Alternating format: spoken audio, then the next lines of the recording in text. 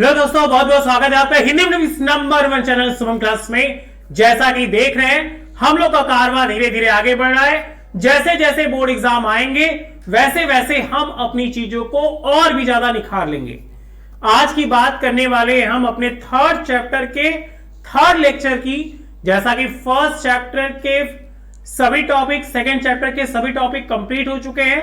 हम लोग पहुंच गए थर्ड लेक्चर में। इसके पहले जैसे ही अगर हम स्टार्ट करते इस दो टॉपिक के कॉम्बिनेशन की, तो हमारे बच्चे जानते हैं कि यह रसायन विज्ञान की वह शाखा है जिसमें हम बात करते हैं किसकी?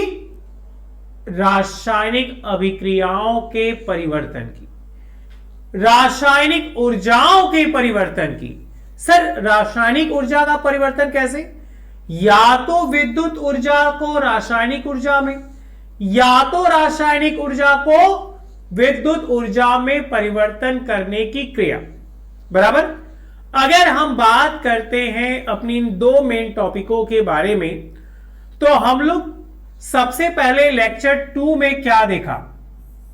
लेक्चर 2 में हम लोगों ने पाया था विद्युत अपघटनी शेल। याद करिए बच्चों, सेल। दूसरा देखा था गैल्वेनिक सेल। जब इन दोनों सेल को ध्यान से देखा तो हमने पाया कि इन सेल का इस्तेमाल किया जाता है रासायनिक ऊर्जा को विद्युत ऊर्जा या विद्युत ऊर्जा को रासायनिक ऊर्जा में परिवर्तन की। तो जहां तक आपको याद होगा, हमने जाते जाते यही होमवर्क दिया था कि आप क्या करिए, दोनों में क्या करिए, अंतर बताइए कि किस प्रकार हम रासायनिक विद्युत अपघटनी शेल और गैल्वेनिक शेल में अंतर बता सकते। उसके बाद थोड़े से हम और आगे बढ़े तो हमने पाया कि इनमें मुख्यतः जिसका हम मान निकालते हैं उसे कहते हैं विद्युत वाहक बल। क्या बेटा? इलेक्ट्रोमोटिव फोर्स, जिसको शॉर्टकट में क्या कहते हैं? ईएमएफ, जो मुख्य रूप से आधारित होती है किस पे? रेडॉक्स अभिक्रियाओं की। जो बच्चे आज वीडियो देख रहे हैं बेटा, उनके लिए बता दे, आपको इस बात को 100% नोटिस करना है कि यहां पे जो रेडॉक्स अभिक्रिया हो रही वो दो अभिक्रियाओं का सम्मिलित रूप है, मतलब दो अर्ध अभिक्रिया है। एक होती है ऑक्सीकरण और एक होती है क्या? अपचयन। ये इन दोनों पर आधारित वह रासायनिक अभिक्रिया है जो हमें इस बात को बताती है कि कब किस पदार्थ का एक दूसरे में अपचयित हो रहा है या एक दूसरे से क्या हो रहा है? आकर्षित हो रहा है। ओके, फिर थोड़ी सी हम टॉपिक को और आगे बढ़ाते हैं। तो आपको याद होगा, जाते जाते हम क्या करा रहे थे, कुछ आंकिक प्रश्न आपको दिए थे और आंकिक प्रश्न देकर बोले थे कि आप इनका मान बताइए। और आंकिक प्रश्न का जो मापन था वो हम लोगों ने लिया था क्या? SHE। याद आ रहा है? क्या कोई मुझे इसका फुल फॉर्म बता सकता है? बताइए बेटा जल्दी जल्दी। तो देखिए कौन सबसे पहले इसका आंसर बताएगा। SHE का फुल फॉर्म आज की क्लास की हमारी यही टॉपिक है, SHE। और एक आंकिक प्रश्न हम आपको होमवर्क में भी दिए थे कि आप इसको लगाइए। क्या है SHE? बताइए बेटा। ठीक है, थोड़ा सा और आगे चला जाए। ये सारे टॉपिक हम लोग पढ़ चुके थे लेक्चर 1 और लेक्चर 2 में। बोलिए, ठीक है। अब सवाल होगा, सर सबसे पहले जो आंकिक प्रश्न आप पिछली क्लास में दिए थे एक बार बताइए तो। चलो, जो बच्चे नहीं देखे थे वो देख लीजिए। हमारी पिछली क्लास की हेडिंग थी, ये 2020-2022 में पूछा गया है। क्या? एक अभिक्रिया है 2Ce, सी से याद है ना क्या कहते हैं, +4 प्लस कोबाल्ट। देखिए यहां पे सी सेरियम +4 से सेरियम +3 हुआ, कोबाल्ट से कोबाल्ट +2 हुआ। इसके लिए कुछ बातें हमें दे दिया है। हमें E0 सेल की वैल्यू दे दी है, एक 1.89 वोल्ट, और कोबाल्ट की वैल्यू दे दी है -0.28 वोल्ट, और हमसे पूछा है E0 Ce+4-Ce+3 का मान बताइए। और दूसरा जो आपको कह रहे थे दिया था, विद्युत अपघटनी शेल और गैल्वेनिक शेल में आपको क्या बताना है अंतर। और आज की हम मेन टॉपिक पे हैं जिसका नाम है मानक हाइड्रोजन इलेक्ट्रोड, SHE। क्या बेटा? S for standard hydrogen electrode. ठीक है, फुल फॉर्म याद हो गया? जो बच्चे जानते हैं बेटा जल्दी करिए, जो नहीं जानते जल्दी से बताइए मुझे। तो देखिए कौन सबसे पहले आंसर देता है, बताएं हम। उसको इरेज करते ना। कह रहे हैं कि एक अभिक्रिया है, अभिक्रिया आपके पास है, देख सकते हैं, यहीं से इसको निकाल लेते हैं। आप कॉपी पेन निकाल लीजिए, जल्दी से इसको समझिए। अगर आप इसको समझ गए तो 100% आपके एनसीईआरटी बुक के जितने भी क्वेश्चन होंगे आप बेटा उन्हें आसानी से लगा लेंगे, वरना कुछ भी नहीं आएगा।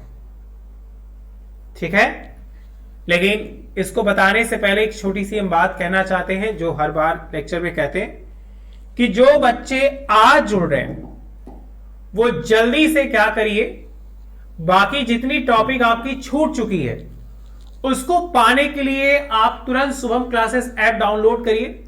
और शुभम क्लासेस ऐप डाउनलोड करने के बाद आपको सर्च आउट करना है और पेमेंट के लिए ऑप्शन में जाना है, सिर्फ 999। बहुत ही कॉमन, बहुत ही पूरे साल की फीस, जिसमें आपसे फिर 1 रुपए भी नहीं लिया जाएगा। आप से जुड़िए टॉप 100 में से, जल्दी जल्दी इसमें ज्वाइन हो जाइए। और इसमें ज्वाइन होने के बाद आपको डेली देखिए बेटा मिलेगा live classes, handwriting notes, smart class notes, practice set, chapter wise important question और लास्ट 3 ईयर के पेपर। अब कहोगे सर लास्ट 3 ईयर के पेपर क्यों? बेटा इसलिए क्योंकि आपकी तैयारी में मजबूती दी जाए। क्योंकि अगर आप सिर्फ पढ़ोगे, एग्जाम नहीं दोगे, तो समझ जाइए पढ़ने का कोई फायदा ही नहीं है। इसीलिए एग्जाम अपने आप को परखना बहुत ही ज्यादा इंपॉर्टेंट है। पेमेंट करने के लिए आपको हमारे सोम सर के नंबर 7084817009 पे पेमेंट करना होगा।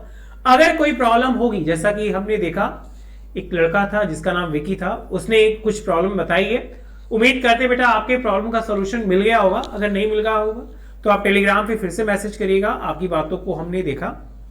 ठीक है, बाकी जिसकी जो भी समस्या होगी वो इस नंबर पे कॉल या मैसेज करके डिस्कशन कर सकते हैं। ओके, चलिए हम लोग बात कर रहे थे किसकी? अपने मोस्ट इंपॉर्टेंट टॉपिक की। और हमारा जो मोस्ट इंपॉर्टेंट टॉपिक था, देखिए हमारी जो मोस्ट इंपॉर्टेंट टॉपिक थी वो हम लोग पहुंच गए थे अपने क्वेश्चन पे। और क्वेश्चन का हमारा होमवर्क था Ce+4 कोबाल्ट 2Ce+3 कोबाल्ट 2। चला जाए आगे। सबसे पहले आपको देखना होगा कि इस अभिक्रिया में किसका ऑक्सीकरण हो रहा है, किसका अपचयन हो रहा है। तो फंडा बताए थे आपको क्या इलेक्ट्रॉनों की वृद्धि किसको दिखाती है? बिल्कुल सही, ऑक्सीकरण, या इसका एक और नाम है उपचयन। और इलेक्ट्रॉनों की कमी, इलेक्ट्रॉनों की कमी किसको दिखाती है? कम हो गया, घट गया, मतलब अपचयन। जैसे आप यहां देखिए, यहां सेरियम +4 है और +4 से क्या हो गया? +3 हो गया, मतलब इसका ऑक्सीकरण हुआ है कि अपचयन हुआ है। तो देखिए इलेक्ट्रॉन 4 से कितना हो गया? 3। तो इसे हम कहेंगे क्या? अपचयन। मतलब इंग्लिश में बात करें बच्चा, तो ये आपका हो गया क्या? रिडक्शन। ये देखो, कोबाल्ट से कोबाल्ट +2 हो गया, बढ़ा है, बढ़ा है, तो इसको हम क्या कहेंगे? या तो उपचयन और या तो क्या? ऑक्सीकरण। बताइए, इस लाइन में किसी कोई समस्या है तो? अब याद करिए, पिछली क्लासेस में कुछ फॉर्मूले हमने आपको कॉपी में लिखवाए थे कि अगर आपको याद करना है तो इन फॉर्मूलों को अच्छे से याद कर लीजिएगा। जैसे याद करिए, फॉर्मूला था आपका क्या? देखिए कि सेल का विद्युत वाहक बल या सेल विभव याद करने के लिए हमें 3 स्टेप याद करना होगा।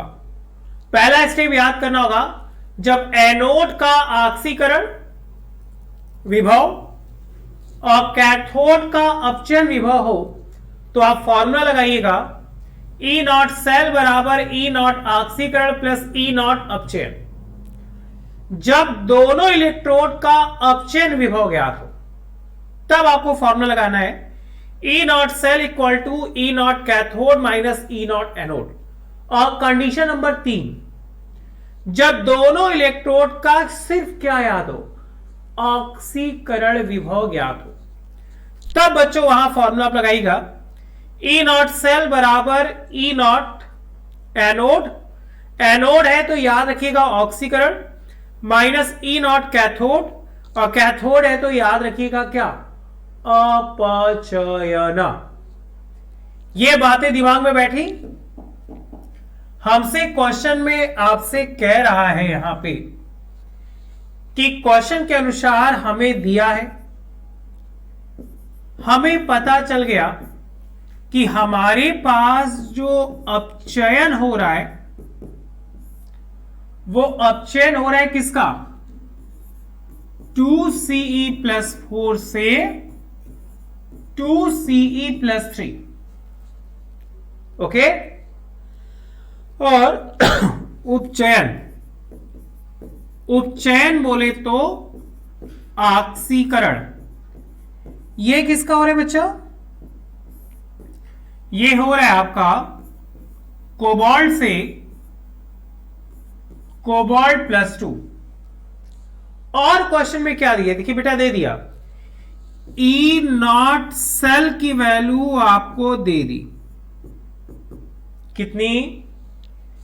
1.89 वोल्ट, और कोबाल्ट की भी वैल्यू दे दी, लिख लो यहां बगल में, E naught cobalt +2 by cobalt -0.28 volt. और एक मान आपसे पूछ लिया किसका? Ce+4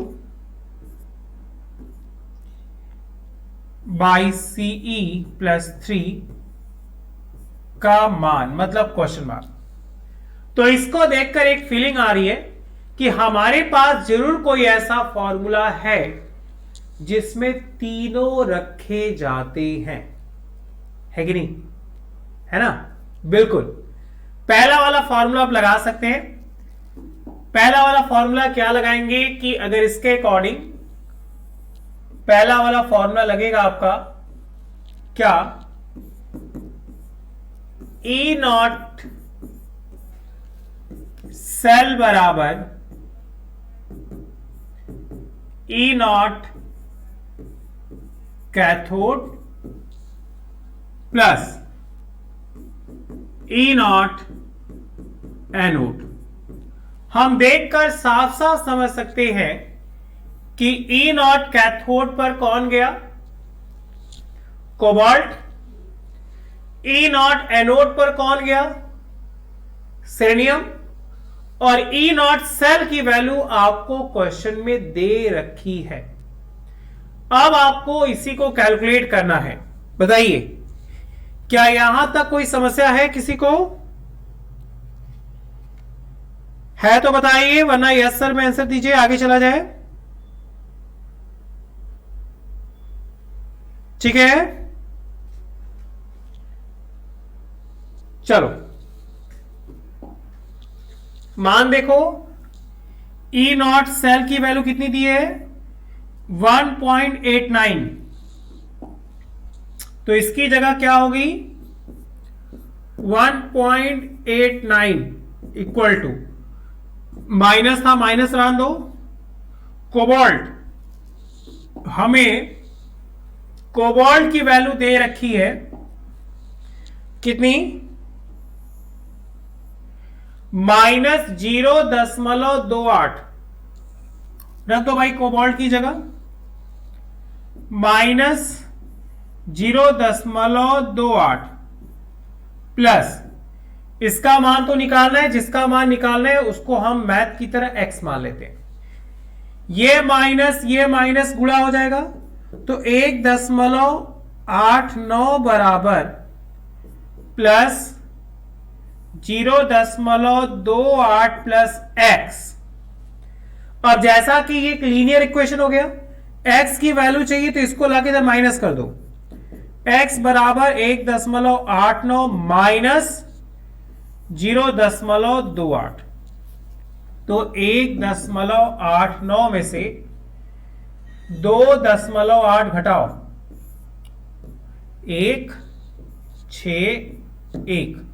तो इसका आंसर आ जाएगा, मतलब E naught Ce plus 4 by Ce plus 3 की वैल्यू आपके पास आ जाएगी 1.61 वोल्ट। इस लाइन में कोई समस्या है, एक बार वीडियो को पीछे खींचिए। अगर फिर भी कोई समस्या है तो मुझे जरूर बताइए कि हां सर ये बात नहीं समझ में आई। उम्मीद करते आपको इसके अकॉर्डिंग ये वाला फॉर्मूला बिल्कुल अच्छे समझ में आया होगा कि कौन सी क्रिया कैथोड पर, कौन सी क्रिया एनोड पर गई। ठीक है, आपको सबसे ज्यादा मोस्ट इंपॉर्टेंट इस तीसरे नंबर वाला फॉर्मूला एकदम अच्छे से याद करना है कि कौन से ओकेजन पे कौन सा फॉर्मूला हम लोग लगाएंगे। एग्जाम में न्यूमेरिकल लगाने के लिए सबसे जरूरी होता है बच्चा फॉर्मूला। अगर फॉर्मूला आप सीख गए तो समझ जाओ सब सीख गए। चलिए जल्दी से इसको कॉपी करिए, अगर कोई डाउट है तो बताइए, जल्दी बेटा जल्दी।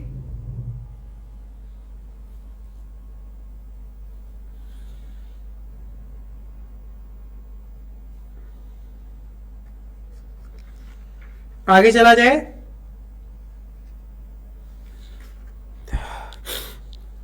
चलिए नेक्स्ट हेडिंग थी हमारी विद्युत अपघटनी सेल और गैल्वेनिक सेल में क्या अंतर है, मोस्ट इंपॉर्टेंट। तो आप क्या करिए, 2 कॉलम बना लीजिए। एक तरफ आप लिख लीजिए बेटा विद्युत अपघटनी सेल, ऐसे तीर का निशान बना दीजिए, और एक साइड लिख लीजिए गैल्वेनिक सेल। बताइए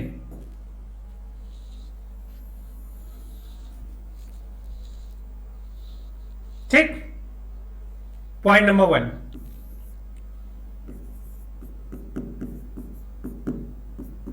देखिए यह सेल मतलब बैटरी,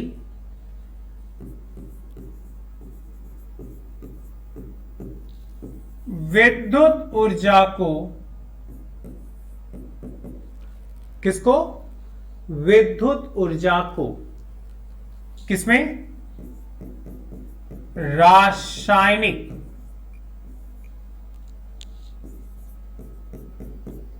ऊर्जा में परिवर्तित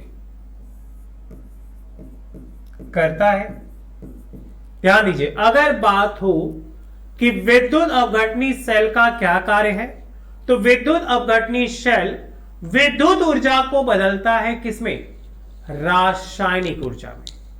आ जाओ इधर, इसी का उल्टा क्या? यह सेल, ये विद्युत से रासायनिक आया, तो ये रासायनिक ऊर्जा को किसमें बेटा? विद्युत ऊर्जा में परिवर्तित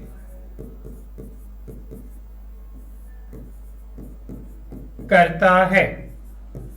बताइए, फर्स्ट पॉइंट में किसी कोई दिक्कत है? नाम में एकदम क्लियर है।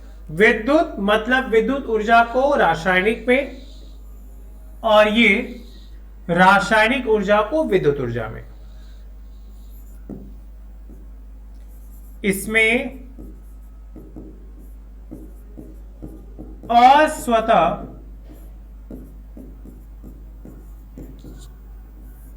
रेडॉक्स अभिक्रिया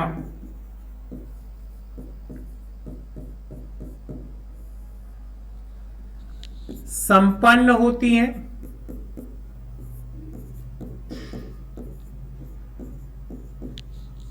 इसमें स्वतः रेडॉक्स अभिक्रियाएं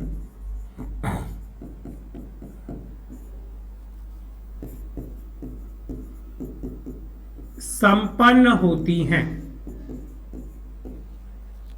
ठीक है, जल्दी जल्दी जल्दी कॉपी करिए बेटा। अब जैसा कि याद करिए, अगर हम बात कर रहे थे इन सेलों की, तो याद रखिए लवण सेतु लगाए थे ना उसमें, तो विद्युत अपघटनी सेल में याद रखिएगा लवण सेतु की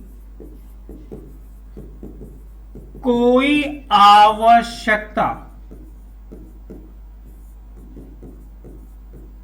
नहीं होती है।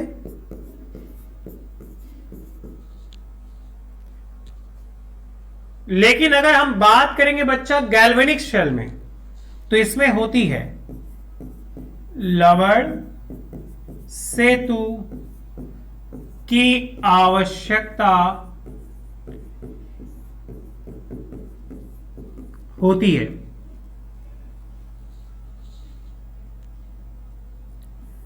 चलिए एक पॉइंट और लिख लेते, कम से कम 4 पॉइंट हुए।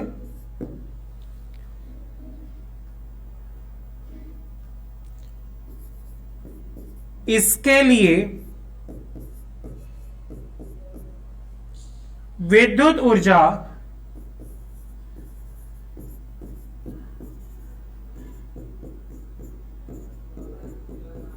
देनी पड़ती है।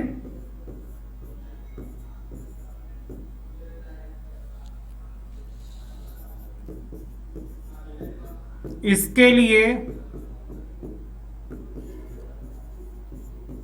विद्युत ऊर्जा नहीं देनी पड़ती है। बताइए, जल्दी से इसको कॉपी करिए। अगर इसमें कोई डाउट है तो बताइए।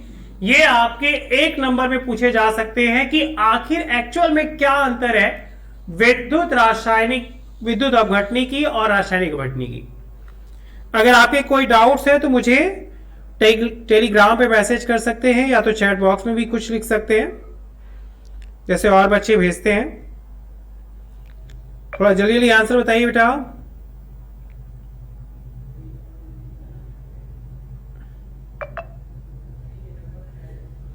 हो जाए तो हम अपने नेक्स्ट हेडिंग पे चलेंगे जिसका नाम है SHE। चलिए आप क्या करिए, स्क्रीन शॉट खींच लीजिए, जो डाउट होगा मुझे बताइए। नेक्स्ट हेडिंग बनाइए, मोस्ट इंपॉर्टेंट, SHE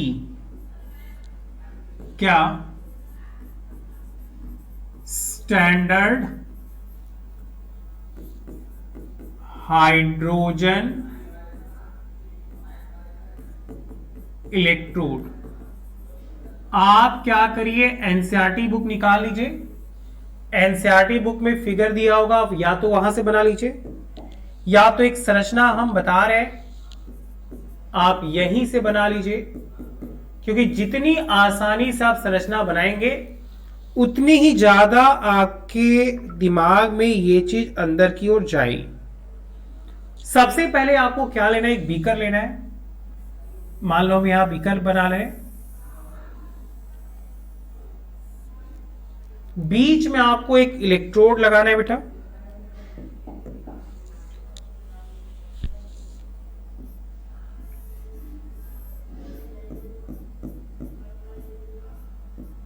फिगर को बनाते समय क्लियरिटी का ध्यान रखिएगा, जितनी ज्यादा क्लियरिटी आप बनाएंगे उतना ही ज्यादा आपके एग्जाम में जो एग्जामिनर है वो आपको मार्क अच्छे देगा। ठीक है, कोशिश करेगा आप स्केल से बनाइएगा, जितनी ज्यादा बनाएंगे उतनी ज्यादा अच्छे से फिगर आएगी।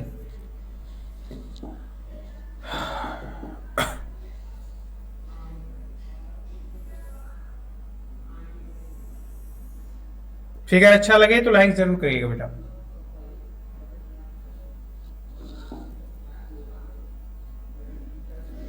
थोड़ा सा टेढ़ा बन रहा है,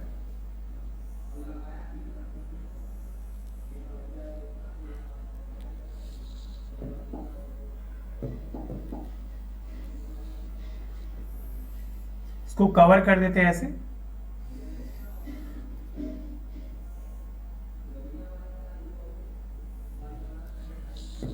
प्लेटिनम का वायर होगा, या जो आपको सिंपल लगे, आपके बुक में भी है, आप वहीं से बना लीजिए, या जो अच्छा लगे आपको बनाने में। ठीक है, फिगर का मतलब आपको नामकरण बहुत अच्छे से आना चाहिए। ये जो है ये है आपकी कांच की नली।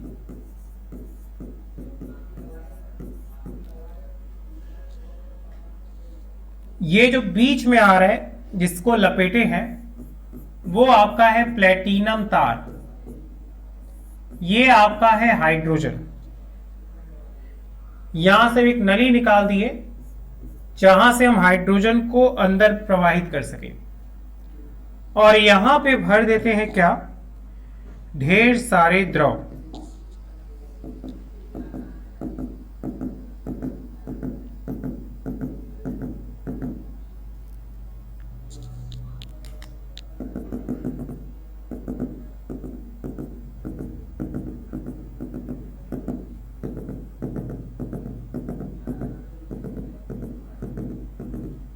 कोशिश करिएगा आप भी फिगर बहुत केयरफुली बहुत अच्छा बनाइएगा, जितना अच्छा बनाएंगे उतना अच्छा आपको एग्जाम में मार्क मिलेगा।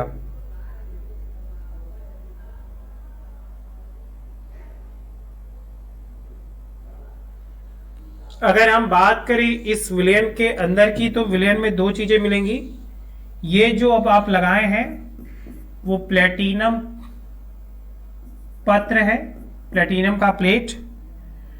इसमें जो है H+ आयन है, जगह जगह बुलबुलों के रूप में आपको और दिखने को मिलेगा क्लोरीन आयन, क्योंकि हम बात करेंगे किसकी, हाइड्रोजन क्लोराइड विलयन की। लिखिए, 1 मोलर सांद्रता के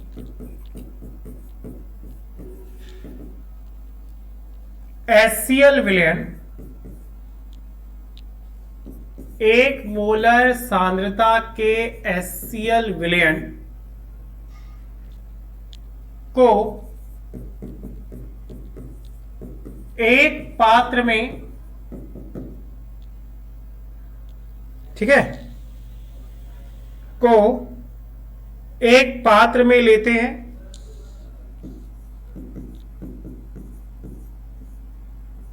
ले लिया बेटा। अब प्लेटिनम के तार, यहां देखो, ये उसके ऊपर प्लेटिनम का तार लपेटे।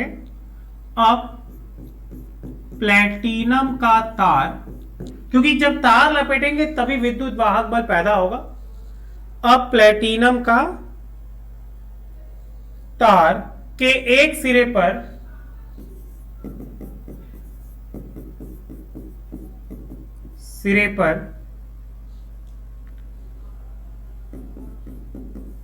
प्लेटिनम की धातु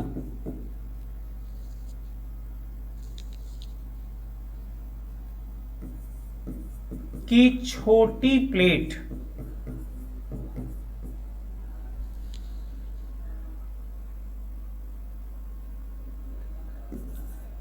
का उपयोग करके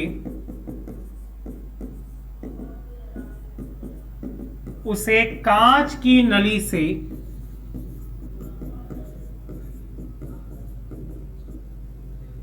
सील कर देते हैं। सील करने का मतलब चारों तरफ से ढक देते हैं,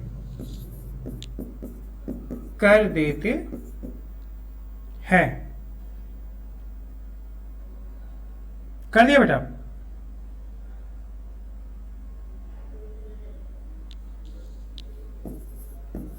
अतः उसे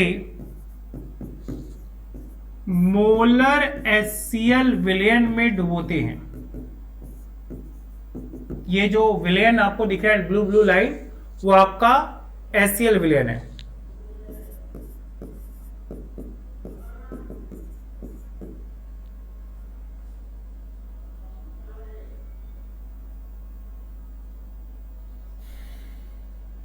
डुबो दिया, जिससे हाइड्रोजन गैस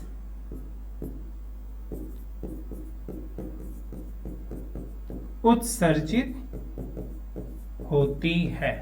बताइए, मानक इलेक्ट्रोड विभव में हमने क्या जाना कि मानक इलेक्ट्रोड विभव की संरचना में एक मोलर सांद्रता मतलब HCl विलयन के एक पात्र में लेते हैं। अब प्लेटिनम का तार एक सिरे पर और प्लेटिनम की धातु की छोटी प्लेट का उपयोग करके उसे कांच की नली से क्या कर दिया, सील कर दिया। अब उसे मोलर जब HCl विलयन में डुबोते हैं और डुबोने के पश्चात क्रिया करके उसमें से निकलती है क्या, हाइड्रोजन गैस। क्या ये मानक इलेक्ट्रोड विभव दिमाग में आ रहा है? आप स्क्रीनशॉट खींच लीजिए, या तो क्या करिए जल्दी से बेटा, ठीक है। अगर हम क्रियाविधि को देखें तो देखिए दो वर्ड आ रही है, जैसा कि हम पहले ही बात करें इलेक्ट्रोड है तो एक आएगी कैथोड और एक आएगा आपका क्या, एनोड, है कि नहीं।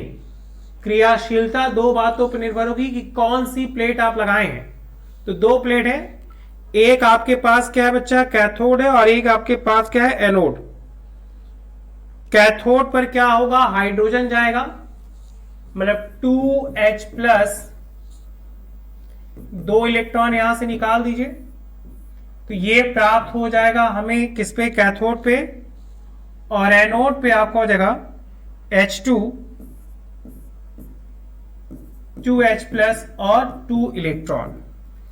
चलिए इसको कॉपी कर लीजिए, नेक्स्ट हेडिंग आप बना दीजिएगा, मोस्ट इंपॉर्टेंट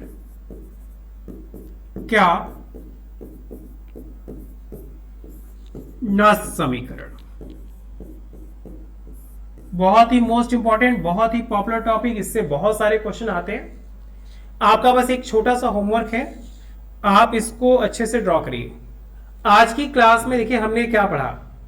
आज की क्लास में हम लोगों ने पाया लेक्चर 2 के सभी टॉपिक, फिर किस प्रकार रासायनिक अभिक्रिया होती है तो हमने पाया ऑक्सीकरण उपचयन की अभिक्रिया हुई, इससे हम मान निकाल लिए, फिर विद्युत अपघटनी शेल गैल्वेनिक शेल में अंतर, और स्टैंडर्ड हाइड्रोजन इलेक्ट्रोड।